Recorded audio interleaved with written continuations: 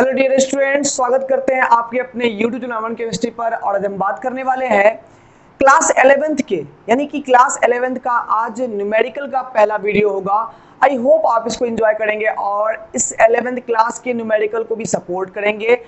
जैसा कि हमने 12th क्लास में बहुत सारे हमने लेक्चर्स डाल दिए हैं, बहुत सारे हमने एनसीईआरटी के सॉल्यूशंस के वीडियोस डाल दिए हैं, ठीक है।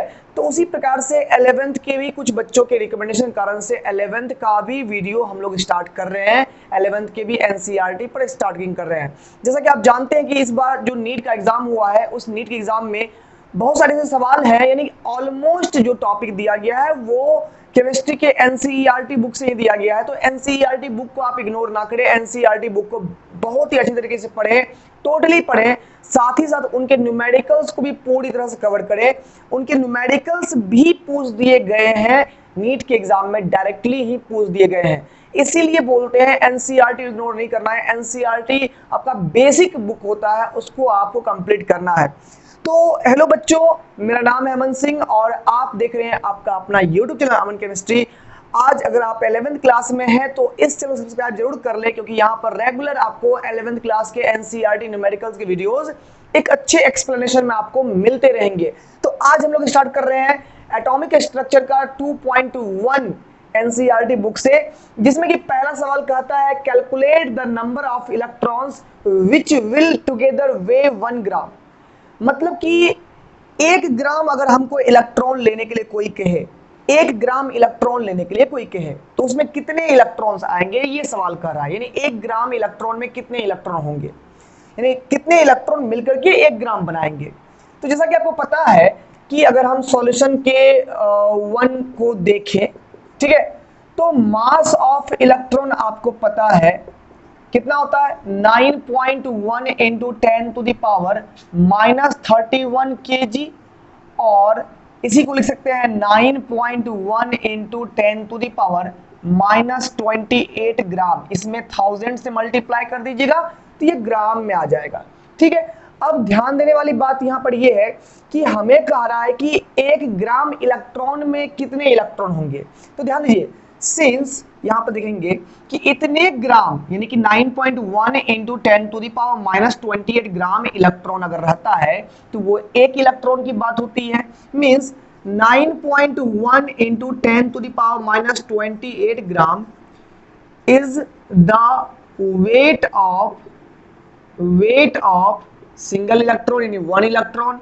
एंड देयरफॉर 1 ग्राम जो वेट होगा वो किसके बराबर होगा जी, तो यही इसी का हम रेसिप्रोकल ले लेंगे, मतलब कि राइट डिवाइडेड बाय लेफ्ट कर देंगे।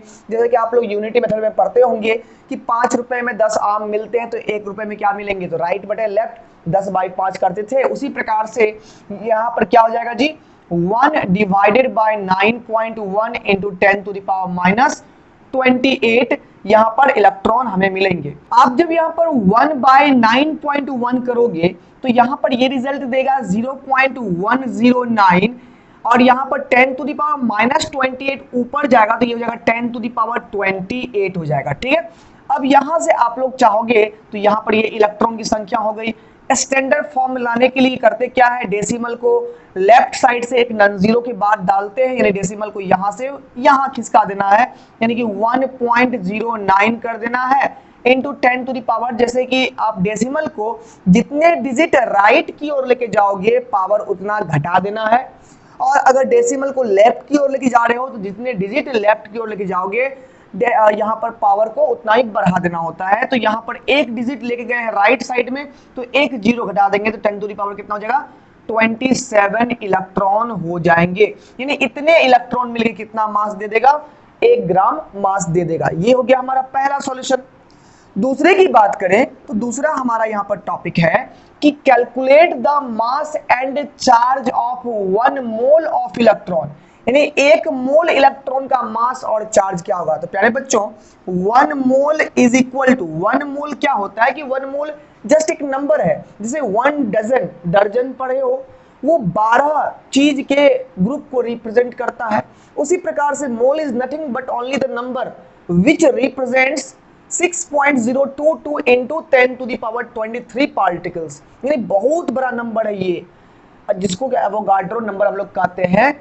इस नंबर को एक मोल माना गया है। और ये नंबर क्या है, तो सिंपल समझ लीजिए कि प्रोटॉन या न्यूट्रॉन का जो मास होता है उसी का रेसिप्रोकल करके जो है ये नंबर प्राप्त किया गया है, जो कि हम लोग 1 मोल के रूप में डिफाइन किए हुए हैं। ठीक है, 1 mole is equal to 6.022 into 10 to the power 23 इतने पार्टिकल्स होते हैं। ये जो है हमारे पास ये एक प्रोटॉन या एक न्यूट्रॉन के मास का रेसिप्रोकल होता है। ठीक है ना। अब ध्यान दीजिए यहाँ पर यही नंबर क्यों लिया गया है इसके बारे में चर्चा करेंगे हम लोग, जब some basic concept in chemistry का हम लोग जब वीडियो डालेंगे उसमें चर्चा करेंगे यहाँ पर कि 1 मोल में इतने नंबर क्यों लगते हैं। ठीक है, तो यहाँ पर देखिए 1 मोल में इतने नंबर होते हैं। तो अब देखिए पूछ रहा है कि 1 मोल इलेक्ट्रॉन का मास क्या होगा, तो we have mass of 1 electron this, है ना, हमारे पास 1 इलेक्ट्रॉन का मास ये है, तो 1 मोल का मास क्या होगा, तो इसको इससे मल्टीप्लाई कर देंगे जस्ट उसी प्रकार से जिस प्रकार से आप करते क्या है कि एक अगर डब्बे में 5 आम है तो 1 दर्जन डब्बे में कितने आम होंगे, तो दर्जन में होते हैं 12 गुना 5 कर दोगे, तो 1 इलेक्ट्रॉन का ये मास है तो 1 मोल का क्या मास होगा, मल्टीप्लाई कर देंगे। तो मास ऑफ 1 मोल ऑफ इलेक्ट्रॉन की बात करें तो 9.1 इंटू 10 टू द पावर -28, ठीक है, इंटू यहां पर हो जाएगा 6.022 इंटू 10 टू द पावर 23 कर देंगे। और ये देखिए होता क्या है, ये हमारा मास ग्राम में है, ये हमारा चीज जो होता है वो पर मोल में होता है। पर मोल मतलब ये हो गया कि पर मोल प्रति मोल इतने पार्टिकल हैं। तो ये जो मास आएगा 1 मोल इलेक्ट्रॉन के मास को बोलेंगे हम लोग मोलर मास ऑफ इलेक्ट्रॉन, यानी 1 मोल इलेक्ट्रॉन का मास। तो इसमें करना क्या है, 9.1 को मल्टीप्लाई करना है 6.022 से और उसको स्टैंडर्ड फॉर्म में लाना है। ठीक है, इनटू क्या हो जाएगा 10 टू द पावर 23 -28 करिएगा तो ये हो जाएगा हमारा कितना -5, यहाँ पावर जुड़ गया तो -5 हो गया, इतना हो गया ग्राम पर मोल, यानी 1 मोल इलेक्ट्रॉन का मास ये होगा। अब इसको मल्टीप्लाई करके स्टैंडर्ड फॉर्म में लाने के बाद क्या आंसर मिलता है वो कमेंट में आप जरूर डालिएगा, हम चेक करेंगे सभी कमेंट को कि कौन सही आंसर डाल रहे हो। ठीक है, जो गलत डालोगे जिसका रिप्रेजेंटेशन गलत होगा वहां पर हम कमेंट में रिप्लाई जरूर कर देंगे कि आपका गलत है या सही है। ठीक है, अब देखिए यहाँ पर उसी सवाल में कहता है 1 मोल इलेक्ट्रॉन का चार्ज क्या होता है। तो देखिए यहाँ पर चार्ज ऑन 1 इलेक्ट्रॉन की बात करें, चार्ज ऑन 1 इलेक्ट्रॉन की बात करें तो ये है 1.602 into 10 to the power -19 coulomb. इतने कूलम जो है वो चार्ज होते हैं 1 इलेक्ट्रॉन के। तो सिमिलरली 1 मोल इलेक्ट्रॉन के कितने चार्ज होंगे, तो प्यारे बच्चों 1 मोल इलेक्ट्रॉन के चार्ज की बात करें तो charge of 1 mole of electron की बात करें तो 1 इलेक्ट्रॉन का charge 1.602 into 10 to the power -19 coulomb multiply कर देंगे 1 मोल के नंबर से, यानी 6.022 10 टू द पावर 23, ये हो जाएगा हमारा पर मोल। और जब इसको मल्टीप्लाई करिएगा यहां से यहां तक मल्टीप्लाई करिएगा तो ये जो यहां पर हम बता देते हैं इसका आंसर, क्योंकि इसके आंसर में कुछ लॉजिक भी है। तो जब इसको आप इससे मल्टीप्लाई करिएगा और सभी जीरो को भी सॉल्व करिएगा यहां पर, तो हमारा जो रिजल्ट आएगा, देखिए यहां पर यहां जो रिजल्ट आता है हम यहां पर लिख देते हैं, यहां मेंशन कर देते हैं, आप यहां से नोट कर लीजिएगा। यहां जो रिजल्ट हमारा आएगा वो आएगा 96,000, यानी कि 9.6472, यह आएगा 9.6472 जब आप 1.602 और 6.022 को मल्टीप्लाई करिएगा इनटू यहां पर 10 टू द पावर कितना हो जाएगा 23 -19, तो यहां पर 10 टू द पावर 4 बच जाएगा। आप यानी कि 10,000 से गुना करोगे, यहां देखो ये पॉइंट जाएगा तो नीचे में आएगा 10,000 कैंसिल हो जाएगा, 96,472 यहां बचेगा कूलम्ब पर मोल हो गया। यानी कि 1 मोल इलेक्ट्रॉन में इतने कूलम्ब चार्ज होते हैं। इसको अप्रोक्सीमेटली इक्वल टू हम लोग लिख सकते हैं 96,500 कूलम्ब लिख सकते हैं, पर मोल हो गया। और प्यारे बच्चों इसी चार्ज को 96,500 कूलम्ब चार्ज को 1 फैराडे यानी कि 1 फैराडे कहा जाता है। याद रखिएगा यहाँ पर कि कूलम्ब, देखिए यहाँ पर चार्ज के कई सारे यूनिट है, ESU है electrostatic unit, is the smallest unit of charge. Coulomb हो गया जो कि हमारा नॉर्मली SI यूनिट बोलते हैं हम लोग, ठीक है ना। और वही क्या है यहाँ पर, Faraday is the largest unit of charge. ये बहुत बड़े चार्ज को रिप्रेजेंट करता है, 96,500 कूलम चार्ज को रिप्रेजेंट करता है, जो चार्ज 1 मोल इलेक्ट्रॉन के बराबर होता है। कोई पूछेगा कि 1 फैराडे चार्ज क्या होता है, तो बोलना है कि 1 मोल इलेक्ट्रॉन पर जो चार्ज होता है उसको 1 फैराडे चार्ज हम लोग कहते हैं।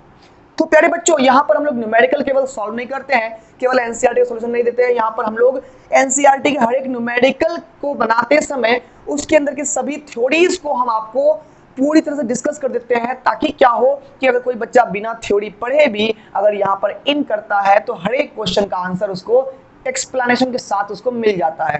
तो आई होप आप लोग 11th क्लास, अगर 12th के स्टूडेंट इसको देख रहे हैं तो वो 11th वाले अपने छोटे भाई बहनों सबको वो ट्रांसफर करेंगे, ये वीडियो शेयर करेंगे, और 11th वाले जो स्टूडेंट यहाँ पर आए हैं वो चैनल को सब्सक्राइब करके रख लेंगे, ताकि जब भी 11th के नए नए वीडियोस अपलोड हो तो जरूर चेकआउट कर ले और वो पहले आप ही खुद पहले देख ले।